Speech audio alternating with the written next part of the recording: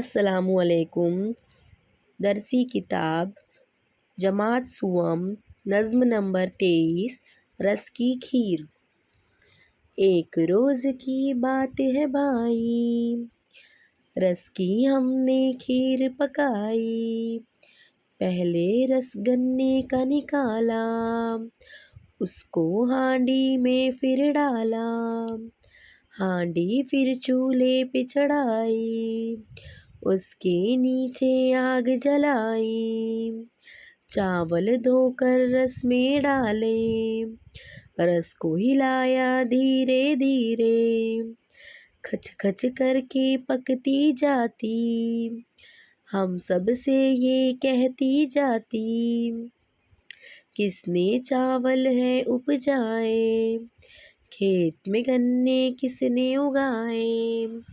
پک کر جب تیار ہوئی تو، دی کچھ کھیر پڑوسن بھی کو۔ خوش ہو کر ہم سب نے کھائی، کھیر تھی جیسے رس کی ملائی۔ اس نظم میں سب سے پہلے رس کی کھیر پکائی گئی ہے۔ سب سے پہلے گنے سے اس کا رس نکالا گیا اور وہ رس کو ہانڈی میں ڈالا گیا، اور وہ جو ہانڈی ہے وہ چولہے پر چڑھائی گئی اور چولہے کے نیچے آگ لگائی گئی۔ پھر چاول دھو کر اور چاول جو دھوئے ہوئے تھے اس کو رس میں ڈال دیے، اور پھر رس کو دھیرے دھیرے آہستہ آہستہ ہلایا گیا، اور کھچ کھچ کر کے جب کھیر پکنے لگی تو کھیر کہتی ہے کہ یہ جو چاول ہے وہ کس نے اگائے، کھیت میں جو گنے اگتے ہیں وہ کس نے اگائے۔ اور جب کھیر پک کر تیار ہوئی تو کھیر پڑوسن بھی کو بھی دی گئی۔ سب نے مزے سے خوش ہو کر کھیر کھائی، اور جو کھیر تھی وہ رس کی ملائی کی طرح لگ رہی تھی۔ الفاظ معنی: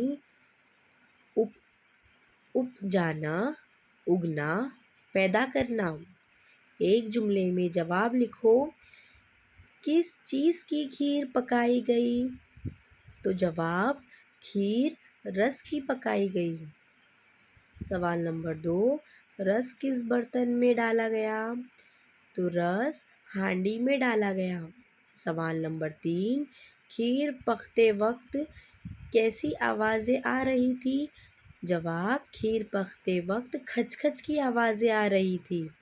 سوال نمبر 4، کھیر کس کو دی گئی؟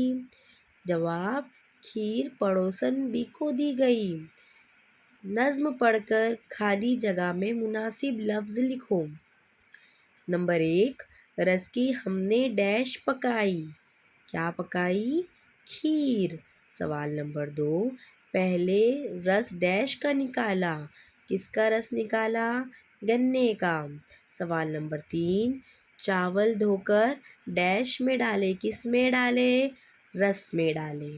سوال نمبر 4، کھیر تھی جیسے رس کی ڈیش، کھیر کس طرح لگ رہی تھی؟